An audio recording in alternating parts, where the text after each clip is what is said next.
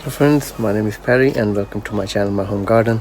Friends, today we're going to talk about how to propagate a strawberry plant.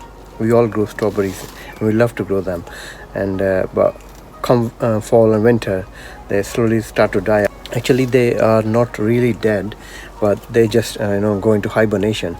So how to protect our plant and how to propagate the strawberry plant.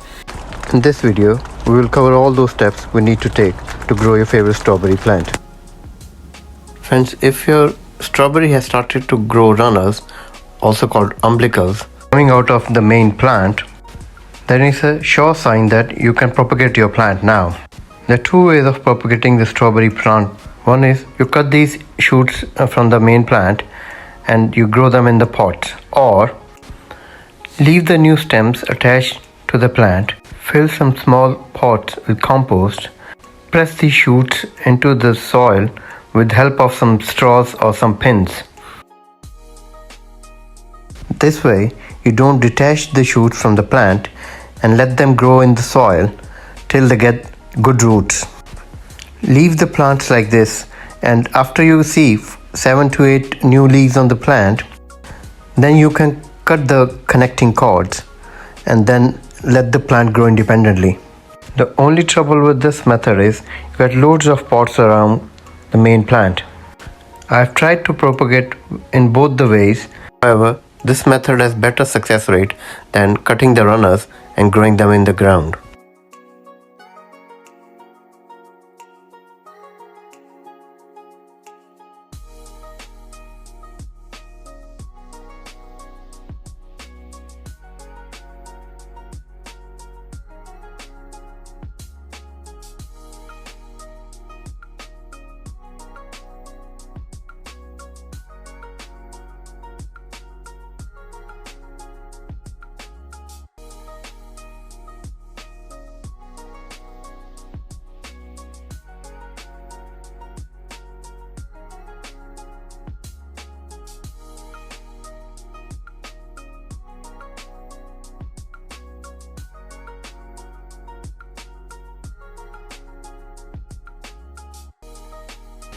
This is the mother plant from which I did the cuttings and have grown them independently.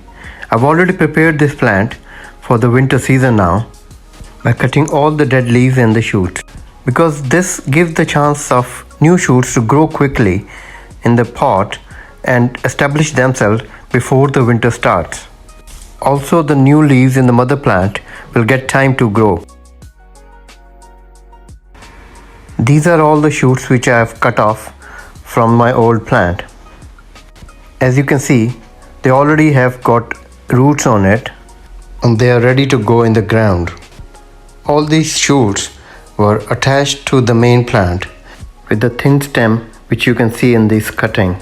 As there is a lot of warmth in the air in September, so there are good chances that these cuttings will grow easily before the winter starts. I started taking cuttings from the main plant in first week of September. As you can see here, I had 5 cuttings in all, out of which 3 of them have started to get new leaves.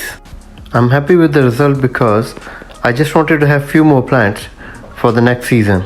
However, since I've done few more cuttings to show you how to do it, so I'll plant them as well in a new pot and we'll see in few days how do they grow.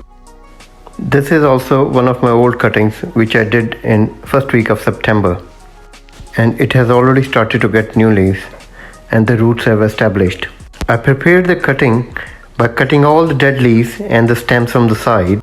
Now I'll dig a small hole in the pot and put the cutting in the ground firmly. I'll press around the cutting so that it doesn't come out, and if I have to attach some pins on it, I'll do that. I just make sure that it gets the good contact with the soil. This is one of my old cuttings which didn't grow. So I'll remove this and let the new cuttings and the plant grow. We'll come after a few days to see how the new cuttings are doing. It's been 10 days now since we have grown these new cuttings here. The one here on the right side is the new cutting, and one here at the back is also new. Though some leaves are being eaten by the bug, but I can see some new leaves coming out, like these ones here, and one at the back as well. So these plants have established themselves. In the southwest where I live, the winters are particularly mild. The first frost date here is end of December. So my plants still have plenty of time to establish themselves. Because we are still into last week of September now, and it's about 10 to 12 weeks to first frost date. Now let's look at my mother plant. As I removed all the dead leaves and the new shoots from the mother plant, the new leaves have started to come out.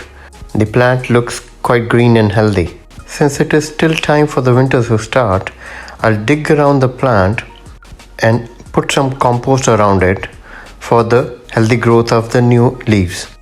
When I put compost, I'll also give some organic fertilizer rich in nitrogen to this plant. If you like, you can also put some bone meal and some granule fertilizers. I'll put some compost now and give some liquid fertilizer on the top. I keep the soil moist but avoid waterlogging. The new compost rich in nitrogen fertilizer will help the plant to get the nutrients during the period of dormancy.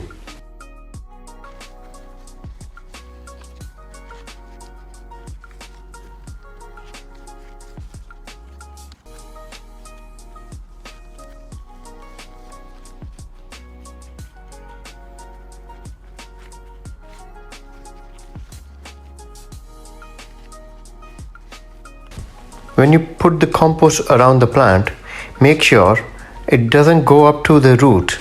Keep some gaps for the air to circulate. Otherwise, there are chances of roots to get rotten in winter.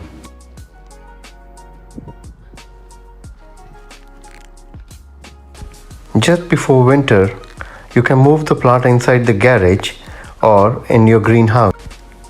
At that time, you just keep the soil moist and you don't have to do any mulching. If you're growing the plant in the ground or you don't have any option to move the pots inside, do the mulching around your plant depending upon how severe the winters are in your area. Here in Southwest, we go up to -2 only. That too for a couple of weeks. So I don't need to do very heavy mulching. An inch or two will do. But I always have the option of moving the plant inside the greenhouse or into the garage. If you move the plant inside the greenhouse or in the garage, make sure you keep the soil moist, but don't waterlog. I have used the bark wood here to do the mulching, but you can use the straws or the dead leaves also. The idea is to protect the plants in severe winters.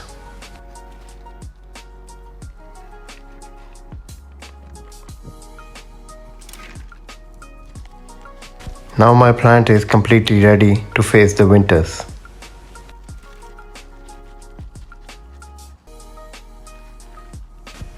I hope you liked the video. Please press the thumbs up. So if you want to see next year that I had loads of strawberries or not, subscribe to my channel and press the bell icon. Share the video with your friends and leave the comments in the comment box to let me know if you like my videos or not. Thanks for watching.